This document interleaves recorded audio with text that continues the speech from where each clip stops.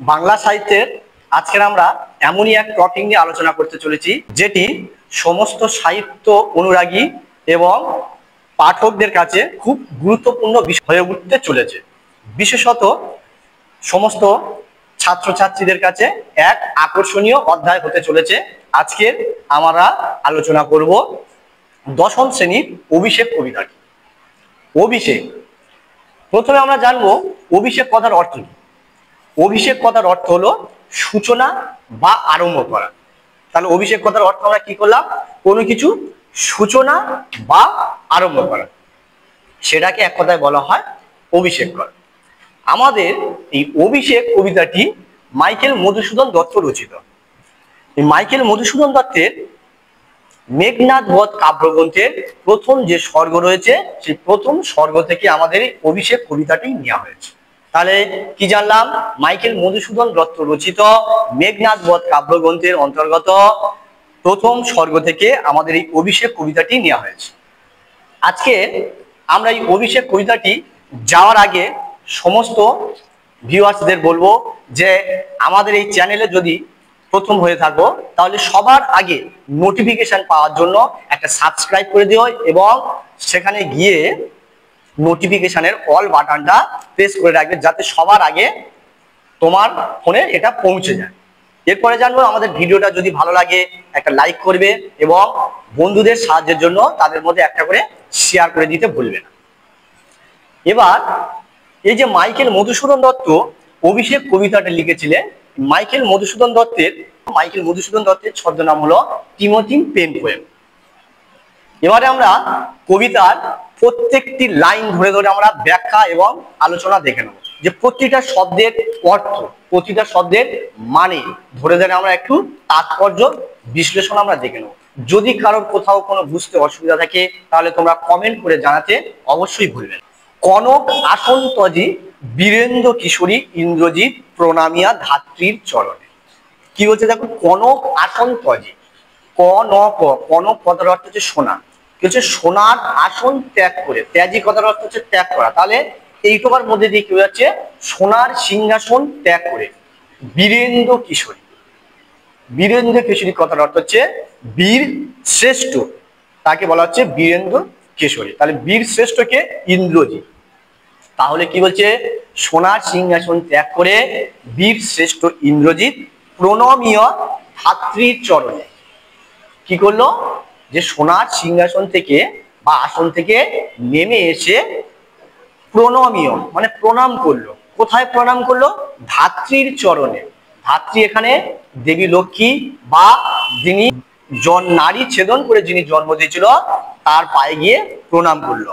কহিলা, তার পায়ে প্রণাম করে কি বললো, কহিলা জিজ্ঞাসা করছে, কি হেতু মাত গতি তব আজি এ ভবনে, কহ দাসের লঙ্কার কুশল। কি হেতু মাত, কি হেতু কথার অর্থ হচ্ছে জন্য, কি জন্য, মাতু মানে মা, কি জন্য মা, গতি তব আজি, গতি কথার অর্থ হচ্ছে আশা, তব মানে তোমার, আজি মানে আজকে। কি বলছে, মা কি জন্য তবে তোমার আজকে আশা হয়েছে, কহ দাস এ ভবনে, বলছে মা তুমি এই ভবনে বা এই প্রাসাদে কেন আসলে, কি কারণে আসলে সেটা তুমি বলো। কহ, সেটা তুমি বলো, কাকে বলবে, দাসে। মার পায়ের কাছে গিয়ে বলছে, মা আমি তোমার দাস, আমি তোমার সন্তান, আমি তোমার দাস, তুমি এই দাসকে বলো। মেঘনাদ বা ইন্দ্রজিৎ দেবী লক্ষ্মীকে বলছে আমি তোমার দাস, এই দাসকে তুমি বলো তুমি কি জন্য আজকে এই প্রাসাদে এসেছে। কহ দাসের লঙ্কার কুশল, অর্থাৎ লঙ্কা যে দেশভূমি বা এখানে তার মাতৃভূমির কথা বলছে, যে লঙ্কার মঙ্গলের জন্য তুমি বলো মা যে এই প্রাসাদে আজকে তুমি কি কারণে এসেছো।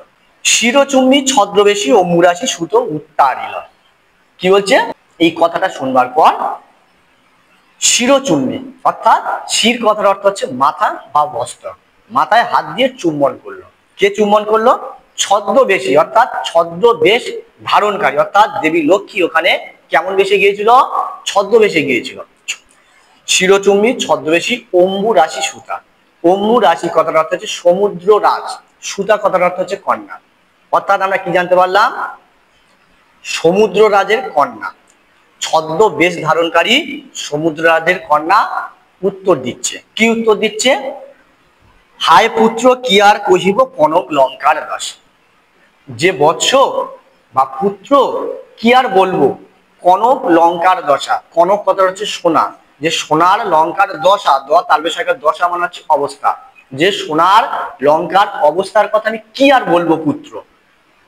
হত প্রিয় ভাই তব বীর বাহু বলে। হত মানে মারা গিয়েছে, হত কথার অর্থ হলো কি বললাম, মারা গিয়েছে। প্রিয় মানে যেটা অধিক, মানে প্রাণের কাছে অতি মূল্যবান। হত প্রিয় ভাই তব, তব কথাটা হচ্ছে তোমার, তোমার প্রিয় যে ভাই বীরবাহু, বল ওইদিকে বলি কথাটা হচ্ছে বীর, যে তোমার প্রাণের চেয়েও প্রিয় যে বীর বাহু, তিনি কি হয়েছে, মারা গিয়েছে। তার শোকে মহাশোকী রাক্ষসাধিপতি, তার শোকে মহাশোকী রাক্ষসাধিপতি। তাহলে কি বলছে, যে তোমার যে প্রিয় ছোট ভাই বীরবাহু মারা যাওয়ার জন্য কি হয়েছে, তার শোকে, শোক কথাটা হচ্ছে দুঃখ, তার দুঃখে কি হয়েছে, মহাশোকী মানে খুব আঘাত পেয়েছে। কে আঘাত পেয়েছে না, রাক্ষসাধিপতি, অর্থাৎ রাক্ষস কুলের যিনি অধিপতি, অর্থাৎ এখানে রাবণের কথা বলা হয়েছে। 10 আননধারী রাবণ, 10 মুন্ডুধারী রাবণের কথা বলা হয়েছে, যে তার ছোট ছেলে মারা যাওয়ার জন্য খুব আঘাত পেয়েছে অন্তর থেকে। সেই আঘাত পেয়ে কি করছে বলছে, দেখো সসৈন্যে সাজেন আজি যুজিতে আপনি। সসৈন্যে মানে সৈন্য সমেত বা সৈন্য নিয়ে বা সৈন্যের সহ উপস্থিত, সমাস করলে যেটা পাওয়া যায়। সসৈন্যে সাজেন মানে সাজছে, সৈন্য নিয়ে সাজছেন। আজি কথাটা আজকে, যুজিতে কথাটা হচ্ছে যুদ্ধে যাবার জন্য, আপনি মানে নিজে। তাহলে কি বলছে, তাহলে এই লাইনটার মধ্যে দিয়ে বলছে যে তার যে ছোট ছেলে অর্থাৎ বীরবাহুর মৃত্যুতে রাবণ খুব আঘাত পেয়েছে মনের দিক থেকে। এই আঘাত পেয়ে তিনি প্রতিশোধ নেওয়ার জন্য কি করছে, সৈন্য নিয়ে প্রস্তুত হয়েছে, সৈন্য সাজিয়েছে আজকে যুদ্ধে যাওয়ার জন্য। জিজ্ঞাসিলা মহাবাহু বিস্ময় মানিয়া কি কহিলা ভগবতী কে বধিল কবে প্রিয়াহীন। কি বলছে, জিজ্ঞাসিলা মহাবাহু। জিজ্ঞাসিলা কথার অর্থ হচ্ছে জিজ্ঞাসা করলো, মহাবাহু মানেটা হলো এখানে মহান যে বীর, অর্থাৎ ইন্দ্রজিৎ বা মেঘনাথের কথা বলা হয়েছে। কি কহিলা ভগবতী, জিজ্ঞাসিলা মহাবাহু, তাহলে মহাবাহু কথার অর্থ হচ্ছে যেখানে বীর মেঘনাথ।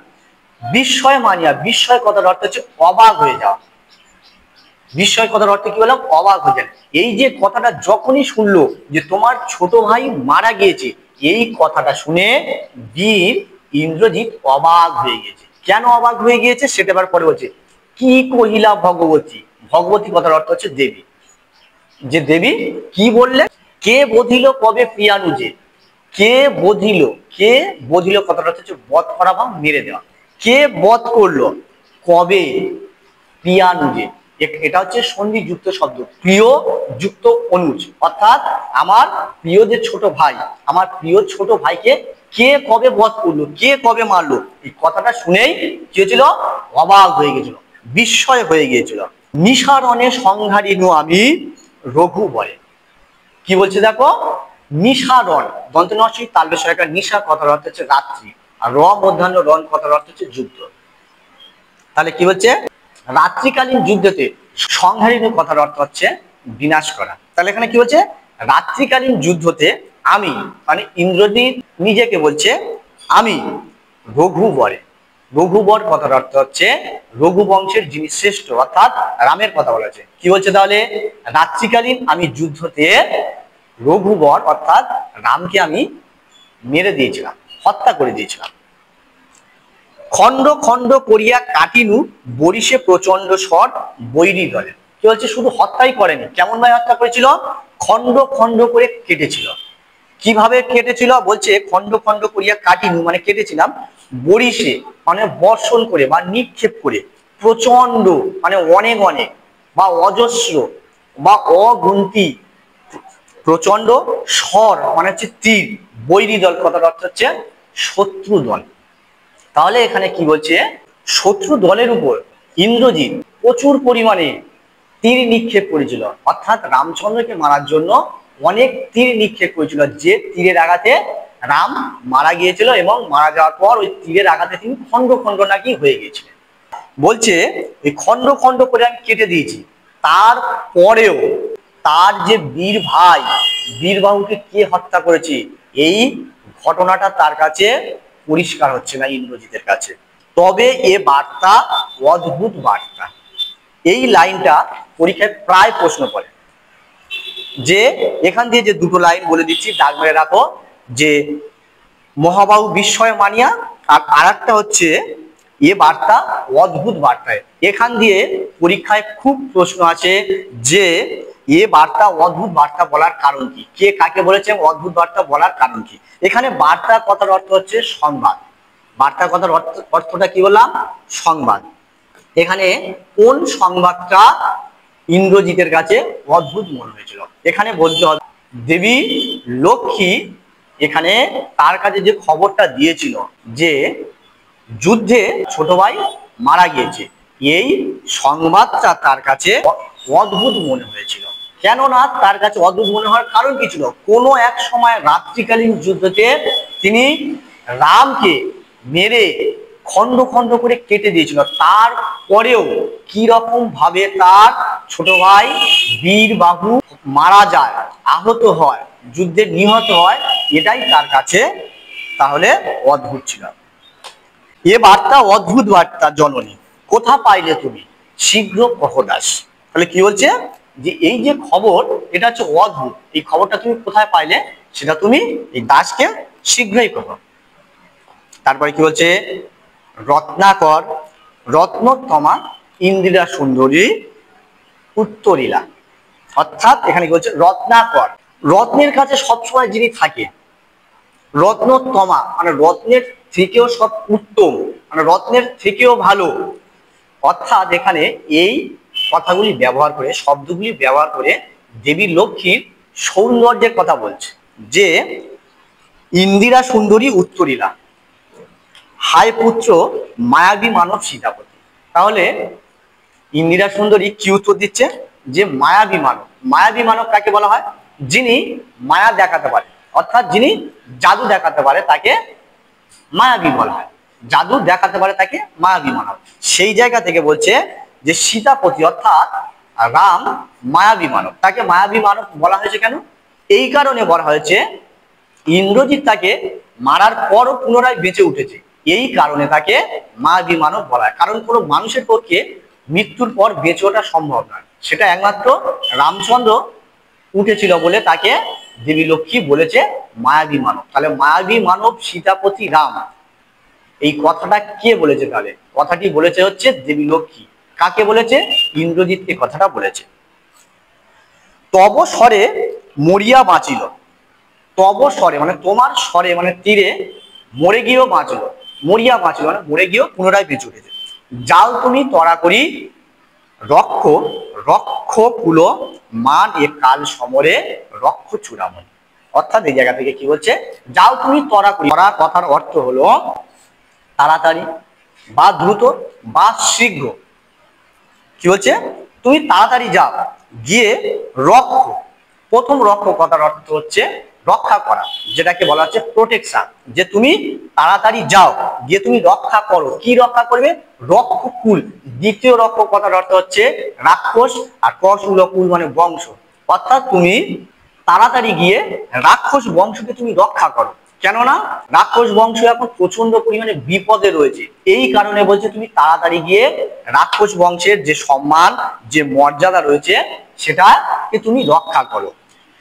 এ কাল সমরে, কাল সমর কথার অর্থ হচ্ছে ভয়ানক যুদ্ধ। অর্থাৎ এই যে ভয়ানক যুদ্ধে তুমি হচ্ছে লঙ্কার শ্রেষ্ঠ যোদ্ধা। ইন্দ্রজিৎ ছিল লঙ্কার শ্রেষ্ঠ যোদ্ধা, সেই ইন্দ্রজিৎকে দেবী লক্ষ্মী বলছে যে তুমি গিয়ে লঙ্কার মান সম্মানটাকে তুমি রক্ষা করো, কেননা তুমি হচ্ছে লঙ্কার শ্রেষ্ঠ যোদ্ধা। রক্ষ চূড়ামণি, চূড়ামণি মানে যিনি, চূড়ামণি কথার অর্থ হচ্ছে সবসময় যে চূড়ায় থাকে।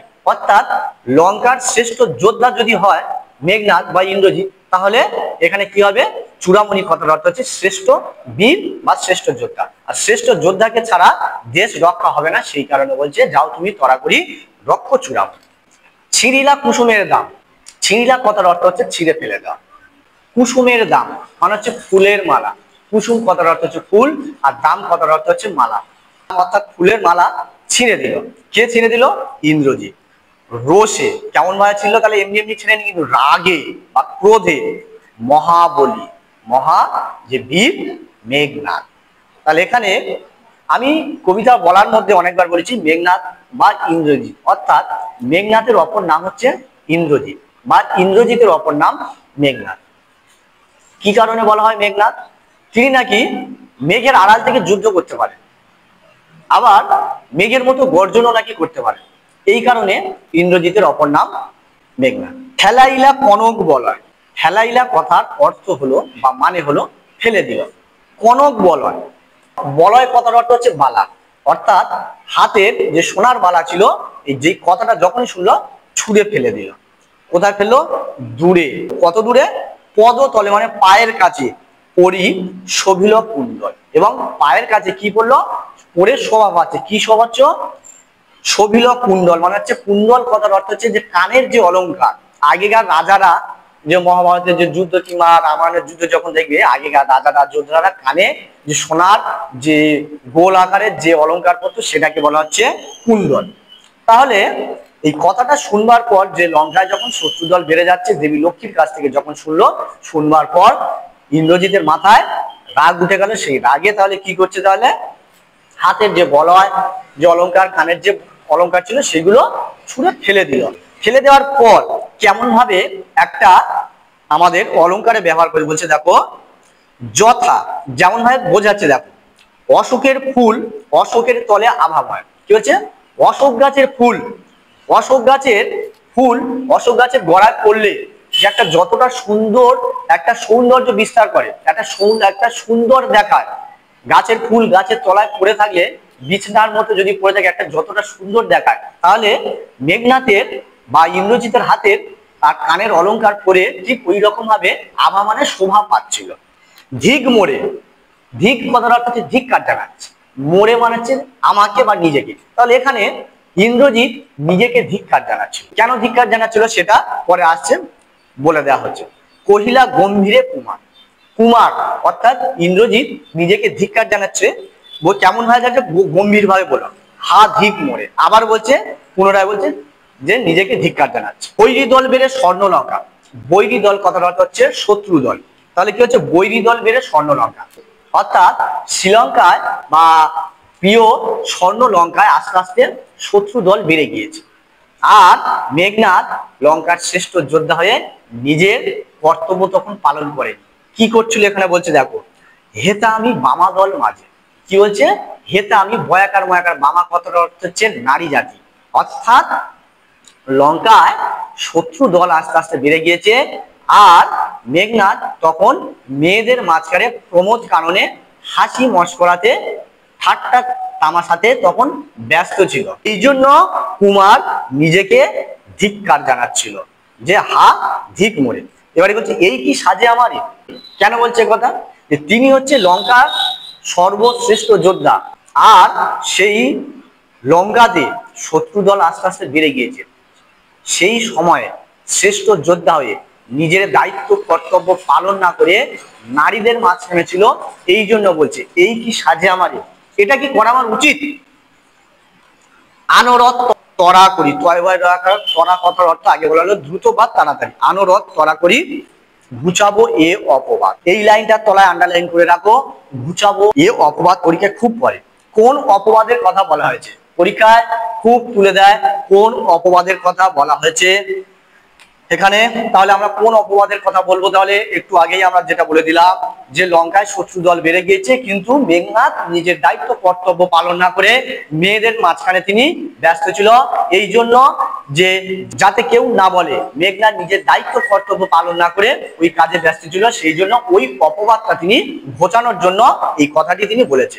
বোধি রিপুকুলে, বোধি মানে বধ করবো, শত্রু কুল, কুল মানে বংশ, মানে শত্রুর বংশকে বধ করে ওই অপবাদটা আমি ঘুচাবো। তো ভিউয়ার্স, আজকের এই পর্যন্ত আমাদের অভিষেক কবিতার প্রথম অংশ। দ্বিতীয় অংশ আমরা আলোচনা করব পরবর্তী ভিডিওতে, তোমরা পেয়ে যাবে। তবে এখান দিয়ে কারোর কোনো প্রশ্ন জিজ্ঞাসা কিংবা আরো কিছু জানার জন্য যদি আগ্রহ তাহলে কমেন্ট বক্সে একটা কমেন্ট করে দিও। আশা ভিডিওটা সবার ভালো লাগলো। ভিডিওটা এতক্ষণ মনোযোগ দিয়ে দেখার জন্য অসংখ্য ধন্যবাদ এবং অসংখ্য শুভেচ্ছা রইল।